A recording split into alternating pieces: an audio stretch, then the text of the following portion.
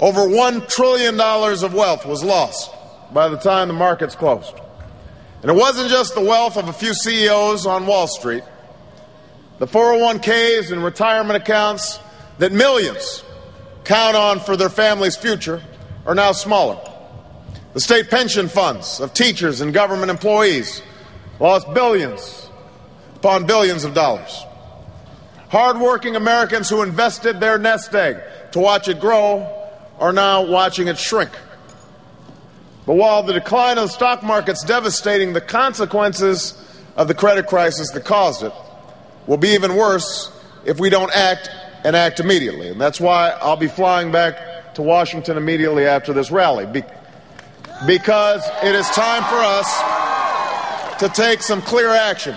Because of the housing crisis, we are now in a very dangerous situation where financial institutions across this country are afraid to lend money. And if all that meant was the failure of a few banks on Wall Street, that would be one thing. But that's not what it means. What it means is that if we don't act, it's going to be harder for you to get a mortgage for your home, or the loans you need to buy a car, or send your children to college. What it means is that businesses won't be able to get the loans they need to open the new factories or hire more workers. Small business people may not be able to make payroll.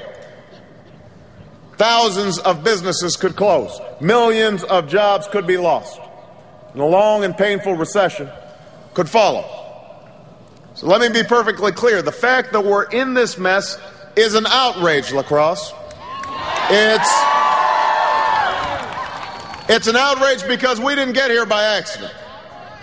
This was not part of the normal business cycle. This was not the actions of just a few bad apples somewhere. This financial crisis is the direct result of greed and irresponsibility that has dominated Washington and Wall Street for years.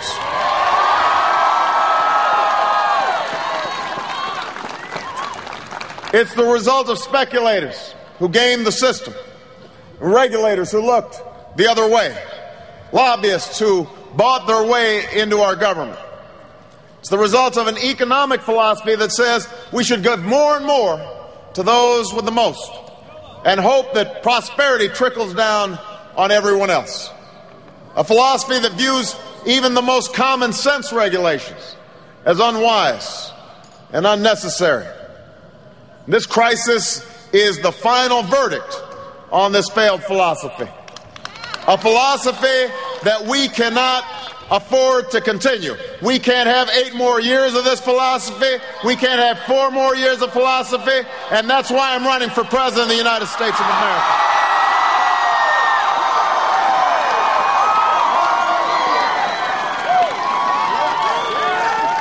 Now, Lacrosse, while there's plenty of blame to go around, and many in Washington and on Wall Street who deserve it, all of us now have a responsibility to solve this crisis because it affects the financial well-being of every single American.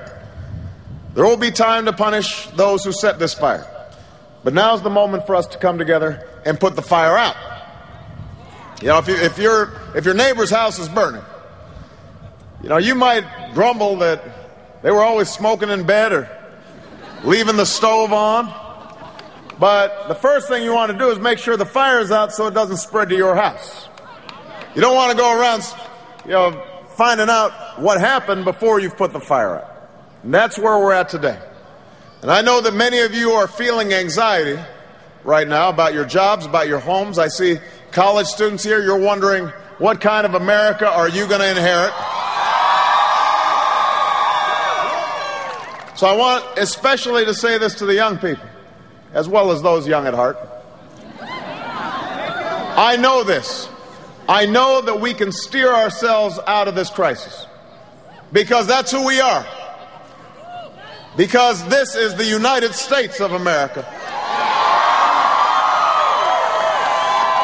This is a nation that's faced down war and depression, great challenges and great threats.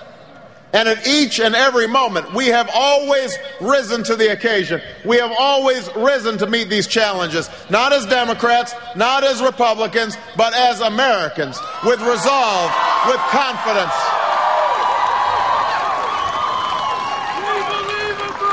We've met these challenges with resolve and confidence and with that fundamental belief that here in America, our destiny is not written for us, it's written by us. That's who we are. And that's the country we need to be right now. And that's also why I'm running for President of the United States.